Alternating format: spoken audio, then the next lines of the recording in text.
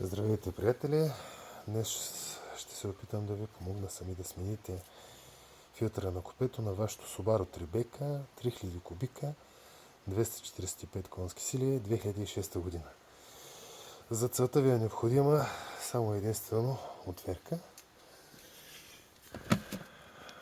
Започваме като сваляме тази декоративна пластмаса. Това е от пасажирската страна до вратата. Пластмасата се държи на щипки, откачате щипките, примахвате я. Следващата стъпка, сваляме тази декоративна пластмаса, която стои тук, която също я държат само единствено тия щипки. След като свалим нея, сваляме долния панел пластмасов, който се намира по този начин. Той има 3 вида щипки, 3 броя щипки, които стоят на тия 3 места.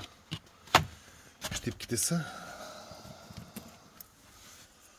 от този вид.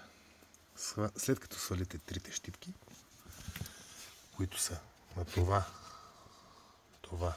и това място, откачате панел и следователно буксичката, която влиза тук за осветлението на панела. Вадите я и го премахвате. След това следва премахването на жабката на автомобила.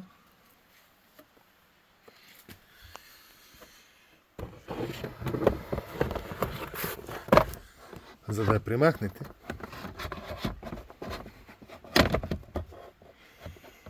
в тази си част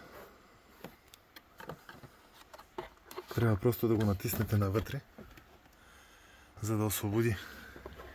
И след като направите това, трябва да откачите ето това подобие на въженце от мястото му и изваждате напълно.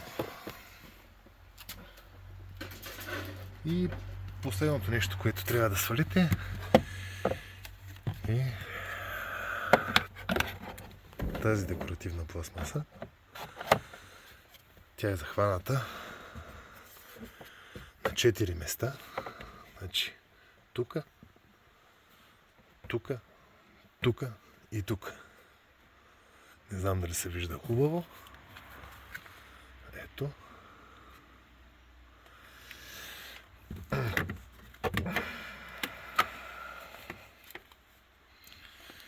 След като я махнете нея, тя се държи от ето такъв вид щипки. Единственото, което вече ви оставя да направите, е да откопчаете филтъра на купето от тия двете. Вляво и вдясно по 2 кръчета им. И сами виждате как изглежда филтър на приблизително година, може би. Кутията има стрелкичка с надпис в каква посока трябва да я поставите обратно, което е ясно. Така, нагоре. Това е в общи линии цялата процедура. Дано съм ви бил полезен.